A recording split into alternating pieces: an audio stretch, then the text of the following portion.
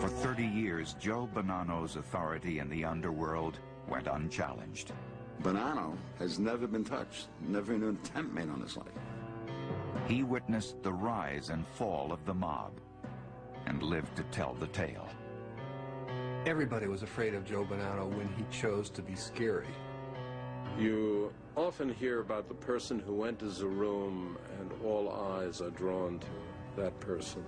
He was that kind of man. The mob boss tried to preserve his traditions by inducting his oldest son into the secret society he had created. I am not ashamed of who I am or what I am. I've accepted the life that was handed to me, and I've tried to do the best that I can. But the Godfather and his son would find themselves betrayed by their own crime family.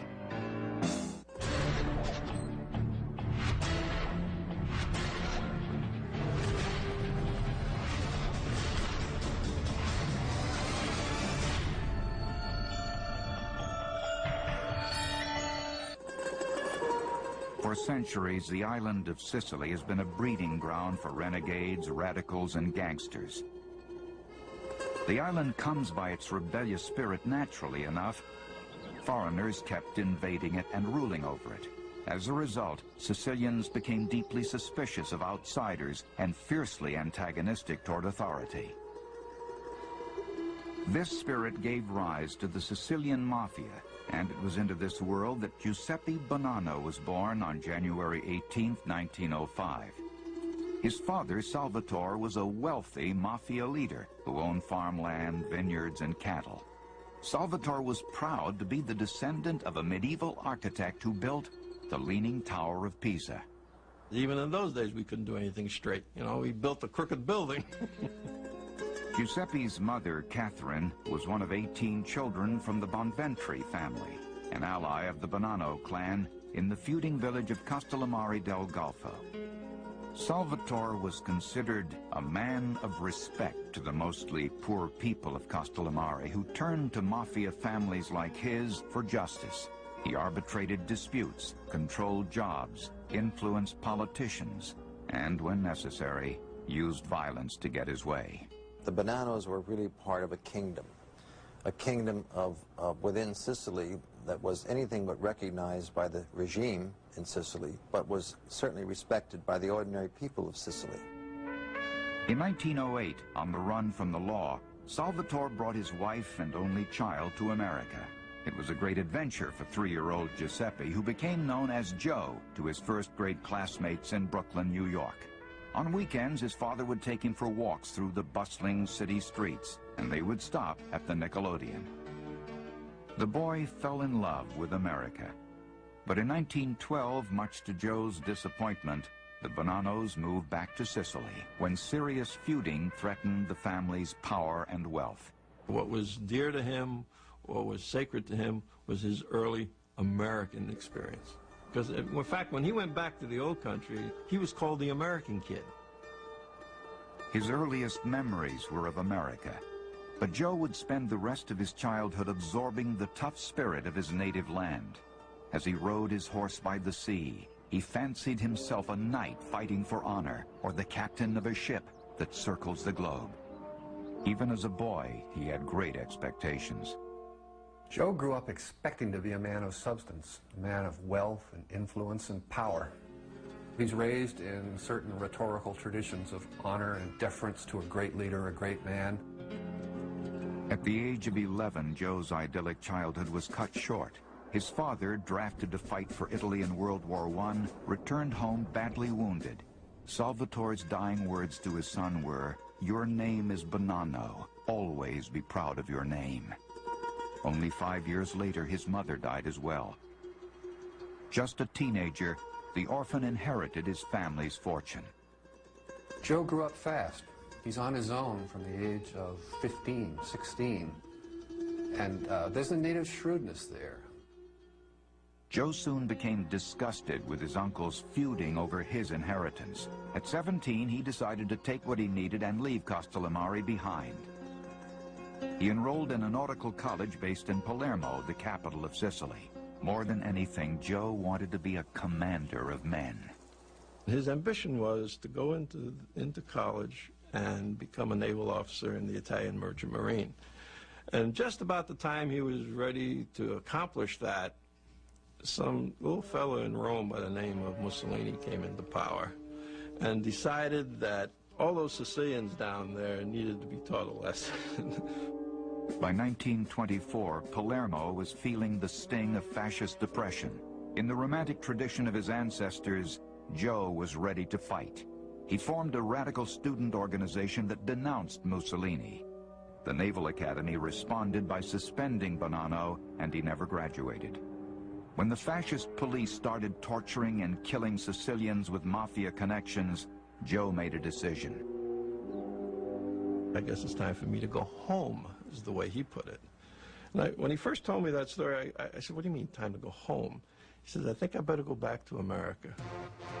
Bonanno arrived in New York in December 1924 and found a city in the midst of a wild spree brought on by the misguided law called Prohibition.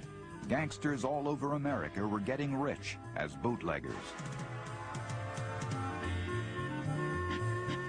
Joe had an uncle in New York who wanted to train him to become a barber, but Joe was determined to prove himself as a bootlegger.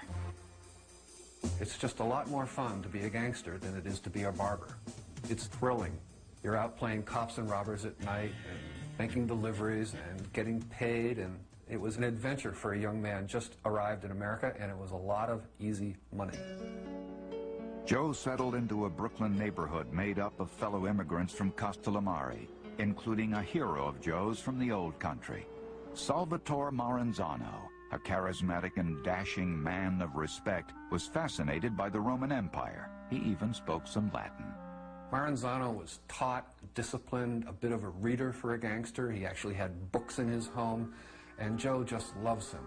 He feels enhanced when he's around him. You could say that Maranzano is a substitute father.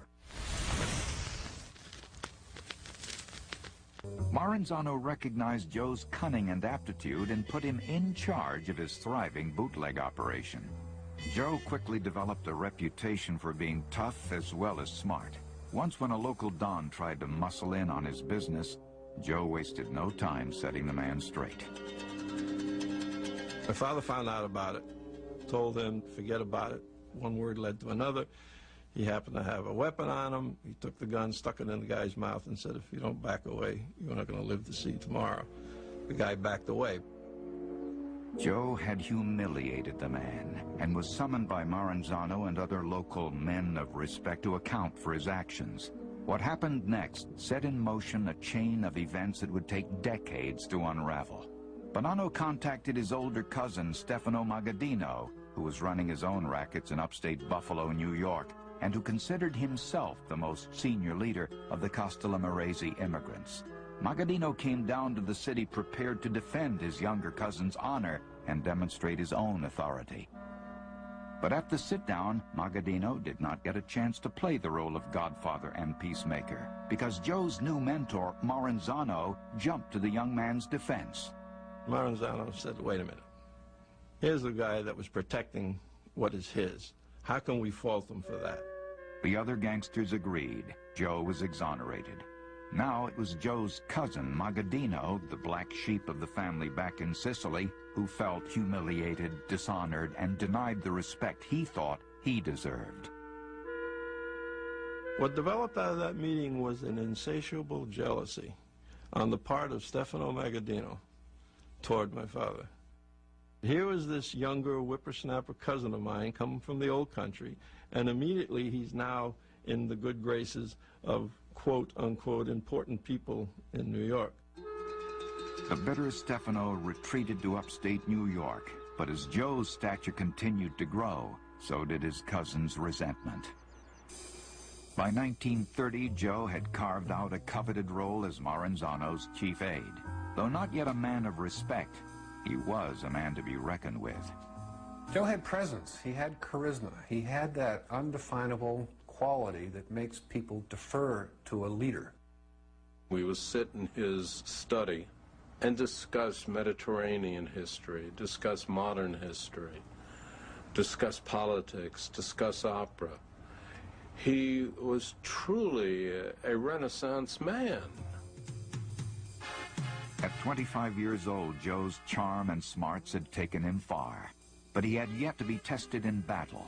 Bonanno would get his chance as the New York underworld erupted in street warfare. Wielding a machine gun to fight for his clan, Joe would become a full-fledged gangster, and in the process, win a place for himself at the founding of the modern American Mafia. By the time he was 25 years old, Joe Bonanno was a successful bootlegger and a rising leader in the New York underworld. His mentor, Salvatore Maranzano, even made Joe his chief aide. Now he wanted Bonanno to marry his own daughter. But Joe was already in love with Fay Labruzzo, a quiet seamstress with a dry sense of humor. The courtship was interrupted in 1930 when an old Sicilian feud reignited in the streets of Brooklyn and Manhattan. It got so dangerous that Joe kissed his girlfriend goodbye. He bought himself a bulletproof Cadillac equipped with built-in submachine guns and went into hiding. Bonanno and his cronies were fighting against the most powerful Italian gangster in all of New York, Joe the Boss Masseria. The tightly knit Castellamarese were becoming too independent for the power-hungry Masseria.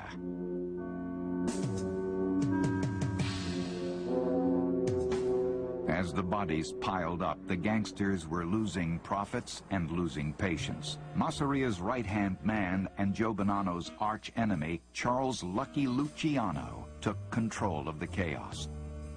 Charlie Lucky was an Americanized product, born in Sicily, but came over here at a very early age. So he and his friends decided that the shooting that was going on wasn't good for business.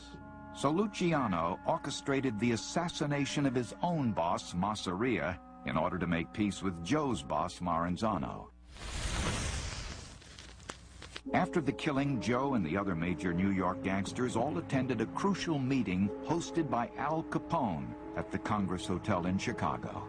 The conclusion of that meeting was the establishment of un comitato de pace, which was a committee for peace. However, because there were some Americanized guys that couldn't say the words correctly, they decided to say, well, let's call it the commission. Joe's boss, Maranzano, pushed through his plan for a syndicate of mafia families that would function like the Roman military led by Caesar. The other leaders quickly realized they had replaced one despot for another. 4 months later, Lucky had Maranzano killed as well. With his boss dead, Joe decided the best course was not to avenge the murder, but to make peace with Lucky Luciano. There was a meeting in 1931 between my father and Luciano, where my father said, I have no reason to have any problems with you.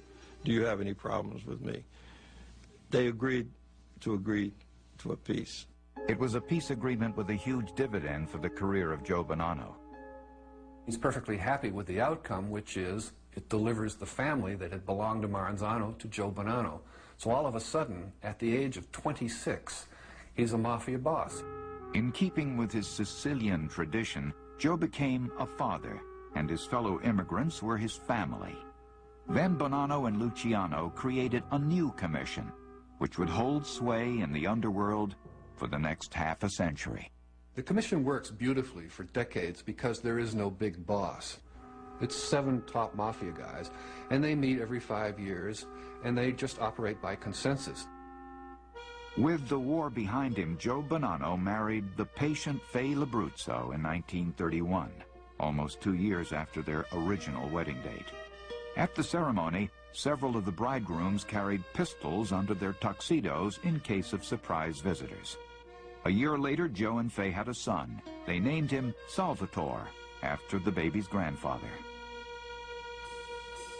By the mid-1930s, the 2 leaders of the commission had gone their separate ways. Lucky Luciano became a household name, while Joe Bonanno remained unknown to the public. I think he saw that Luciano got in trouble because he loved to be in the spotlight. He would be seen at nightclubs and photographed and in the society columns in newspapers. Bonanno stays out of the paper. I mean, for decades, he never appears in the newspapers. Joe Bonanno concentrated on the traditional staples of the mafia: bookmaking, gambling, and loan sharking. The dark underside of these activities, extortion and violence, was inevitable. But Joe reasoned that if he instilled enough fear in his followers, then he wouldn't have to resort to violence. Fear is what a mafia family runs on. No one could be the head of one of the 5 New York families without being responsible for many murders, and I'm sure Joe ordered any number of killings. Everybody was afraid of Joe Bonanno when he chose to be scary. Like other shrewd godfathers, Joe was also involved in legitimate businesses such as a cheese factory and a ladies' coat manufacturer. In an interview years later, he would deny that he ever gained control of any business through extortion. Some people come to see you because you are a big man. They, on their own, they say, Mr. Bonanno, I want to be a partner. Joe never directly explained his line of work to his young son Salvatore, known as Bill, and his daughter Catherine. They slowly realized that their father was someone special by observing the people around him. One day, Bill painted the cars of his father's associates with orange house paint. The men never even said a word about the prank to their godfather. And that told me something. It told me that I could get away with certain things, not because of who I was, but because of who my father was. In the spring of 1941, with Joe's personal driver at the wheel, Bonanno and his family headed west in a Cadillac. 8-year-old Bill had developed a serious inner ear infection, and the doctor recommended a drier climate. Joe settled on a boarding school for Bill in Tucson, Arizona, and this became the family's part-time home. In high school, Bill lived alone in Tucson for several months of the year.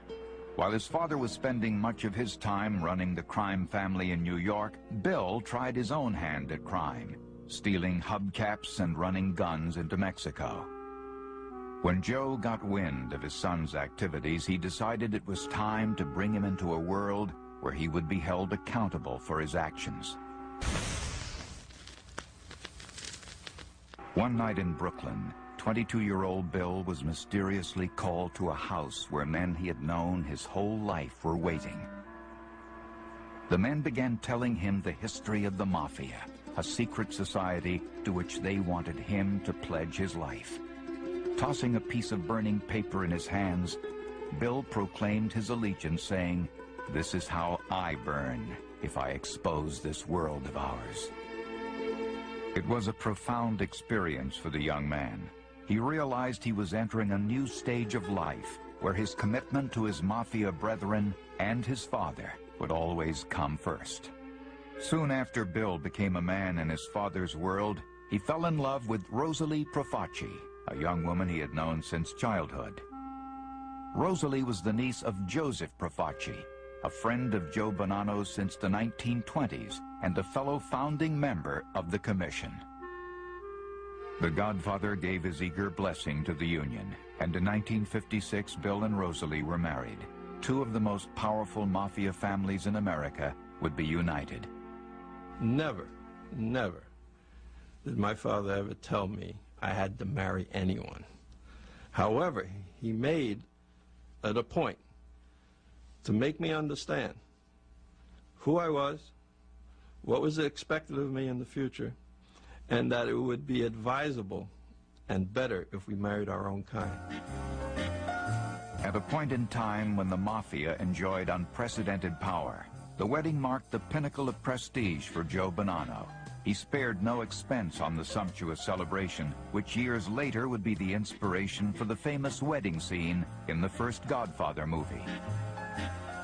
It was like the royal heads of Europe joining together by marrying off 2 of their offspring. It's a huge affair, the Hotel Astor, 3,000 guests, and there are cash gifts amounting to about $100,000 in 1956 dollars, which would be about $500,000 today, more or less. Among the entertainers there was Tony Bennett, who just hired, you know, like you would hire some neighborhood singer. Well, they just hired Tony Bennett to sing. The guest list read like a who's who of the American Mafia: Tommy Lucchese, Vito Genovese, Albert Anastasia, Tony Accardo, and Stefano Magaddino were all there. All these people that came to my wedding came because of the respect and admiration they had for my father, not because of the bride and groom. Joe Bonanno surveyed his kingdom. He had recently brokered a peace between two rivals in the New York mob, Vito Genovese and Albert Anastasia. He called it the Pax Bonanno. Joe was the most respected man in the mafia, perhaps too respected for his own good. His brooding cousin, Stefano Magaddino, was said to have remarked, "Look at all these people. It's going to Joe's head." No one at the wedding could have imagined just how swiftly the peace Bonanno created in the underworld was about to unravel, and how Joe's authority would be fatally undermined. In August 1957, Godfather Joe Bonanno was as powerful as he would ever be. He had recently presided over his son's marriage, uniting two mafia families and solidifying a dynasty. It was a moment in history when the mafia's influence permeated every layer of society. Now 52 years old, Joe felt secure about leaving New York to take a trip back to his native Sicily. He failed to notice that his fellow mob bosses were thrilled to see him go. In Italy, Joe was treated like royalty. He met with leaders of the Sicilian mafia to brief them on the success of the commission in America. But the Godfather is believed to have had other, more pressing business to discuss as well.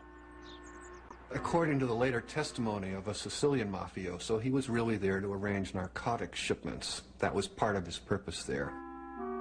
Bonanno himself did not establish the lucrative narcotics trafficking operation.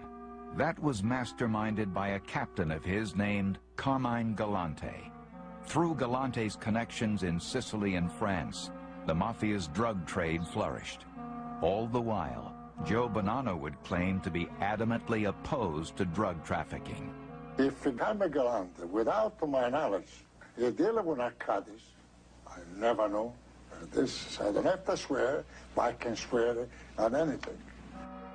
Law enforcement officials say that Joe may have preached zero tolerance for narcotics, but when the vast drug money came into the family, he didn't turn it down. The idea that he was against drugs is absurd. It always was. They were the principal leaders of drug trafficking in the United States for nearly 40 years, and they made millions and millions of dollars. Only a few years after the 1957 meeting in Palermo, Carmine Galante was convicted of narcotics trafficking and sentenced to 20 years in prison. But Joe Bonanno managed to elude the law.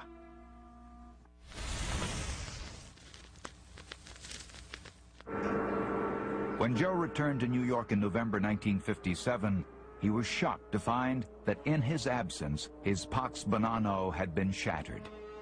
The assassination of Albert Anastasia had thrown the commission into chaos. In response, Joe's cousin, Stefano Magaddino, had called for an emergency national mob meeting in the tiny upstate New York town of Apalachin. The purpose? To install underboss Carlo Gambino as the new head of Anastasia's family. Joe Bonanno's authority was being put to the test by his fellow mobsters. They waited till he'd gone to Sicily before they put the contract on Anastasia. So it may be that what the whole thing means in terms of Bonanno's leadership within the commission is that they're trying to do an end run around him while he's out of the country. There is no real honor and loyalty. It comes down to personal ambitions, and personal ambitions will overcome anything. Joe was furious, not only because the violence was a clear challenge to his underworld leadership, but because the meeting would occur in the exact same place where the commission had met the year before, inviting unwanted attention from the law. Just as Joe had feared, on November 14, 1957, the group of national mafia leaders was ambushed by local police. 58 men were detained, while many others fled on foot into the woods.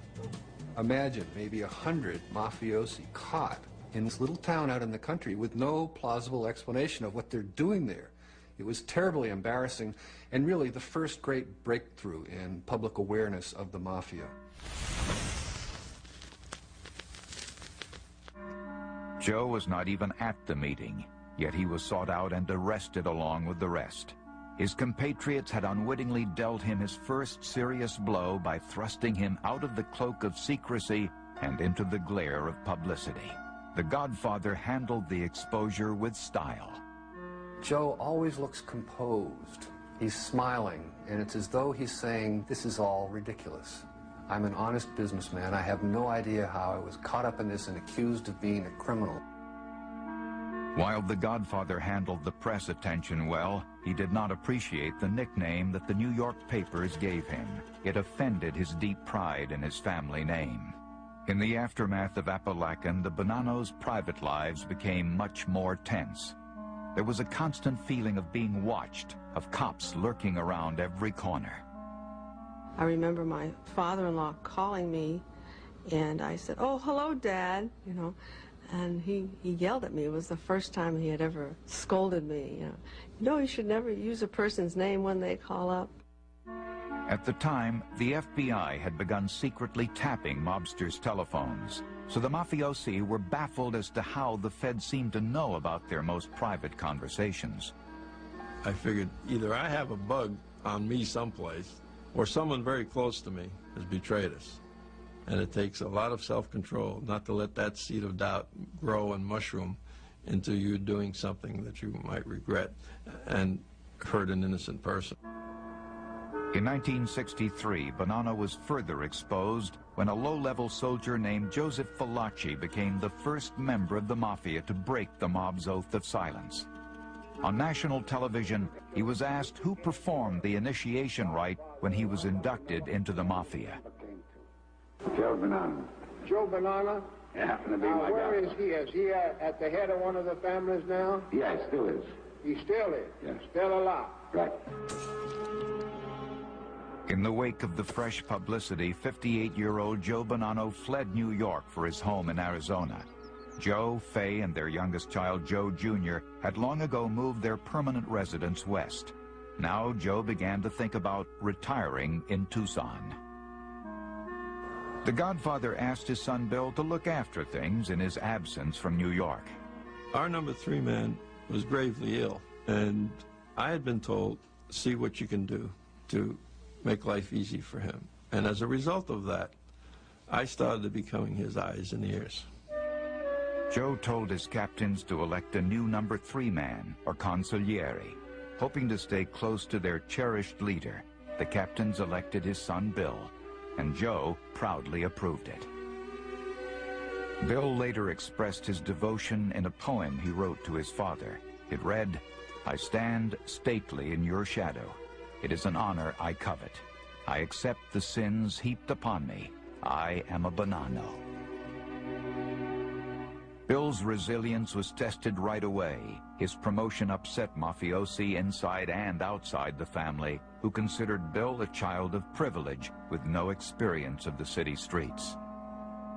Bill Bonanno had a bit of swagger and a bit of maybe evoking some of the spirit of fraternity life and football weekends in Arizona that did not quite conform to what an older mafia man's idea of an aspiring mafia leader should be.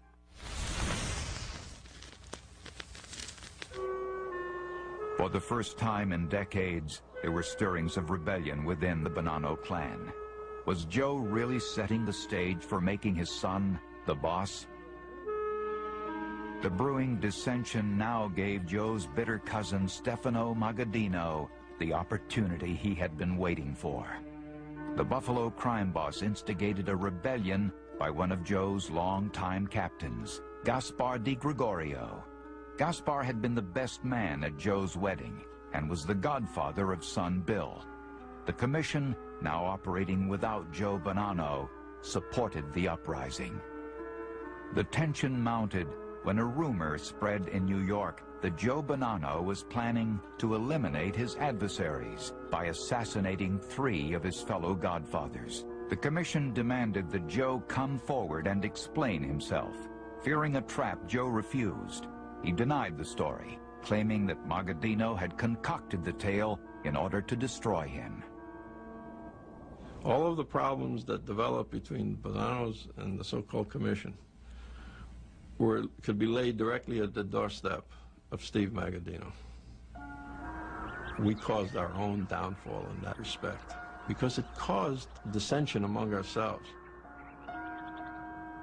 By the fall of 1964, both the Commission and a federal grand jury wanted answers from Bonanno. The Godfather was being squeezed by the mob and the law.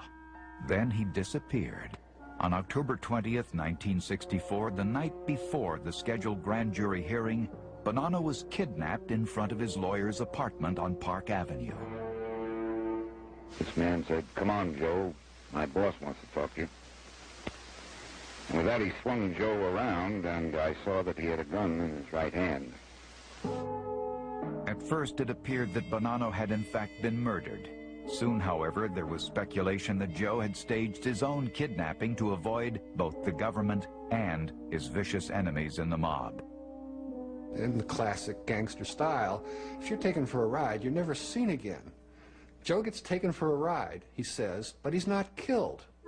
6 weeks later, Joe contacted Bill at a payphone saying only that he was unharmed and in hiding. The FBI searched all over the world to find Joe Bonanno. Dozens of potential witnesses were subpoenaed, including Bill Bonanno and his younger brother, Joe Jr. When your brother made that phone call, were you glad to hear that your father was alive? No comment. In Joe's absence, the leader of the Bonanno family insurrection, Gaspar Di Gregorio, lured son Bill to a supposed peace meeting at this house in Brooklyn. When Bill arrived, Gaspar's gunman ambushed him. Shooting back and running for his life, Bill narrowly escaped. Hearing about the attempted hit on his son, a furious Joe Bonanno emerged from hiding after 18 months. He was tan and looked healthy as he showed up at the federal courthouse in New York saying, "I understand you want to speak with me." The Godfather took the Fifth Amendment, sailed through the proceedings, and then focused on retribution in his own family. When he reappeared, it was like the second coming. First of all, no one expected him to ever reappear or be found, let alone emerge alive. Bonanno sent word to the Commission that he was still in control of his family. He claimed he had been held captive for 6 weeks by his cousin Magadino, who was trying to intimidate him into abandoning New York. The Commission made no move for fear of starting another war. Joe's reputation as a street-fighting gangster dating all the way back to 1930 now insulated him. They ended up having enough doubt, at least, or enough fear of Joe Bonanno, depending on how you look at it, to not do what was the most obvious move, according to organized crime rules, which would be to kill him. But in an underworld that abhors any kind of power vacuum, Joe Bonanno's withdrawal from active leadership of his family had done irreversible damage. For the next 2 years, he would fight his own men and the ambitions of the other bosses who would try and take over his family limb by limb. Godfather Joe Bonanno emerged from hiding in 1966, ready to fight and kill to save his troubled crime family. An insurrection had split the family, and now the Mafia Commission was poised to take control of the Bonannos. Though he wanted to retire, Joe would not be dictated to by the Commission or anyone else. The street war, dubbed the Banana Split in the press, lasted for 2 years, a murder on one side calling for a retaliation from the other. Joe moved into the Long Island ranch house of his dutiful son Bill and daughter-in-law Rosalie. The house became Bonanno's war room and headquarters for the mob soldiers, who were still loyal to the Godfather and wanted to defend their turf. But in the spring of 1968, one of Bill Bonanno's closest associates was murdered, and it was rumored that he was next. Fearing for the safety of their families, the Godfather and his son made a fateful decision. They would retreat to the west, where far from the street war, Joe's patient wife Fay was waiting. It gradually came to him, his consciousness, that it ain't worth it anymore. Shortly after returning to Arizona, the 73-year-old Bonanno suffered a heart attack. Joe's cousin, Stefano Magadino, also suffered a heart attack, and faded from power. Joe had no choice but to concede defeat to the rising mafia powerhouse, Carlo Gambino, who was now the dominant force on the commission. Joe agreed to be exiled from New York. In exchange, there would be no repercussions against any Bonanno family soldiers. Joe Bonanno, by the fact that he was banished and, lived on for years on the shelf, is the organized crime term. And it's very rare, you put a soldier on the shelf. It is very rare to put a boss on the shelf. And that's essentially what La Cosa Nostra did to Joe Bonanno. Leaving behind his failed kingdom in 1968, Joe hoped to live out his days in peace. But for the next 10 years, the FBI attempted to break Joe Bonanno using scare tactics, spies, and wiretapping. My father is fond of saying that he left Italy to get away from the fascists. And he came to this country and he ran smack into the Gestapo. In his old age, Joe Bonanno felt persecuted and misunderstood. He watched from afar as his former driver and captain, Carmine Galante, was murdered by his own men. The underlings wanted control of the heroin pipeline Galante had established. In time, they too were murdered, but the lucrative drug trade only expanded. Joe winced at every reference in the media to his family name, and he lamented the loss of loyalty, restraint, and discipline in his world. My dad told me many years ago that only a mad dog wants to hurt another human being without just cause. There is no tradition today on the streets. It's dog eat dog and hurt or be hurt. There's this constant distinction in the mafia between the rhetoric and the reality. The rhetoric is one of loyalty and tradition and order. The reality is constant competition and new generations coming along and wanting what the bosses have. In 1980, Joe's wife of 49 years passed away. Faye's last delirious words to Joe were, "Are they coming to get you?" Joe became despondent.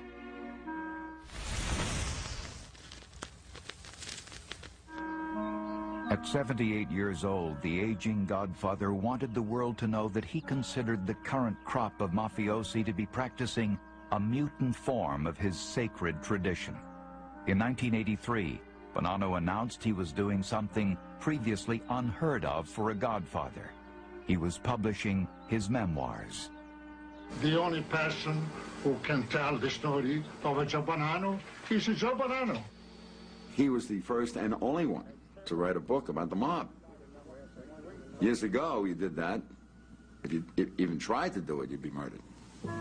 What Bonanno could not have anticipated was that an aggressive young district attorney would use his memoirs as ammunition. And Joe Bonanno, exiled by his peers 20 years earlier, would unwittingly have his revenge. In 1983, at 78 years old, Joe Bonanno's memoir about his life as a Godfather, called A Man of Honor, was published.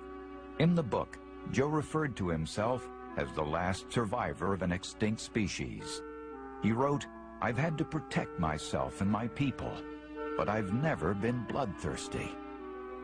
All my life I've been misunderstood. I just rule my family as a father. Rudy Giuliani had just become a U.S. attorney when A Man of Honor hit the bookstores.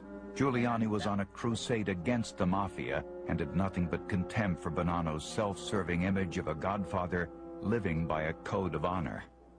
I have no romance about people involved in organized crime. They are vicious, cold-blooded killers, and some of them are worse than others. Some of them really enjoy killing. But when Giuliani read Bonanno's book, something clicked. He realized that the Godfather's documented experience could be used as evidence that the commission existed and was responsible for half a century of murders and racketeering schemes. Unaware of Giuliani's plans, Joe Bonanno made an appearance on 60 Minutes to discuss his autobiography. He invited the camera crew to Christmas dinner at his daughter's home for a rare glimpse of his personal life. You know why? Because I love you all. Joe Bonanno tried to use the television appearance to show that he was not the mysterious crime figure that the media and law enforcement portrayed him to be. He was instead a man of honor. I was the most respected man in New York and all over the country. I came from the family Bonanno, who has a great tradition in Sicily, and I came here with honor. U.S. Attorney Rudy Giuliani traveled all the way to Arizona with some questions of his own for the so-called man of honor. Joe refused to talk, saying that the experience would pose a serious threat to his health. The judge rejected Bonanno's medical excuse, held him in contempt of court, and put him in jail for the next year and a half, his longest stay in prison, but he would not rat on his fellow mobsters. Still, his book, A Man of Honor, helped to convict more mafiosi than ever thought possible, diminishing the power of organized crime in New York City. And yet, the family that Joe Bonanno built not only survives to this day, but is flourishing. And the Bonanno crime family, a family that had had all the trouble over the years, they're in better shape right now than any other organized crime family in New York or probably the country.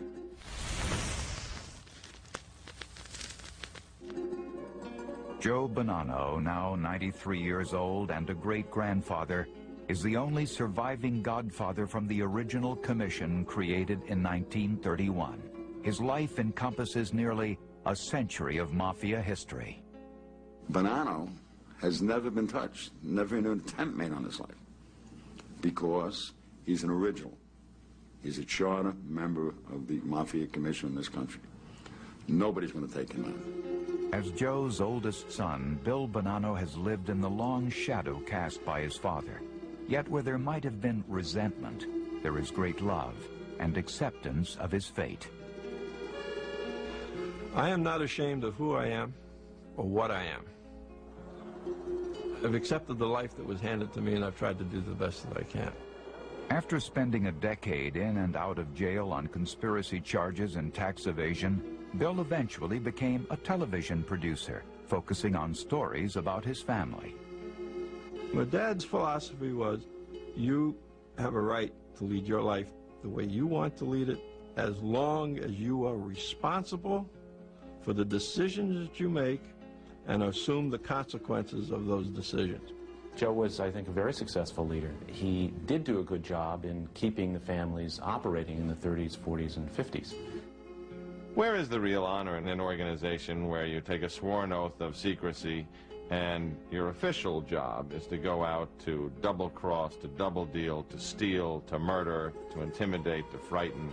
In his memoirs, Joe wrote that he leaves it to God to decide the true definition of honor.